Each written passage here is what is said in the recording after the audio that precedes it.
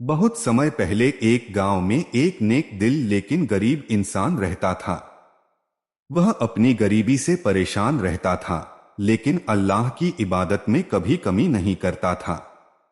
एक अजीब तोहफा।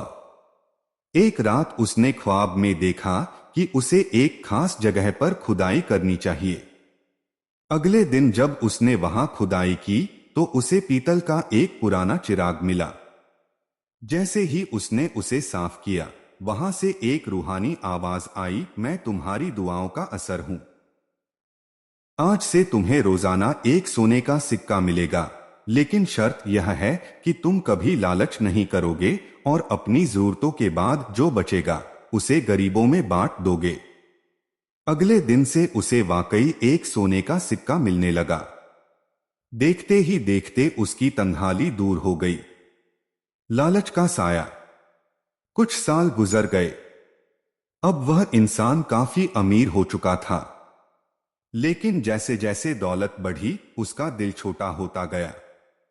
उसने गरीबों की मदद करना बंद कर दिया और सोचने लगा, अल्लाह मुझे रोज सिर्फ एक सिक्का ही क्यों देता है। अगर मैं इस चिराग को तोड़ दूं या इसके अंदर देखूं तो शायद मुझे सारा खजाना एक साथ मिल जाए। एक दिन वह सब्र खो बैठा। उसने सोचा कि वह बार बार एक सिक्के का इंतजार क्यों करे। उसने एक बड़ा हथौड़ा लिया और उस चिराग को तोड़ दिया ताकि सारा सोना एक साथ निकाल सके। नतीजा, जैसे ही चिराग टूटा, न तो वहां सोना निकला और न ही कोई खजाना। चिराग मिट्टी में बदल गया और वह रूहानी आवाज फिर सुनाई दी, अल्लाह ने तुझे तेरी जरूरत से ज्यादा दिया था, लेकिन तूने कनात संतोष का रास्ता छोड़ दिया।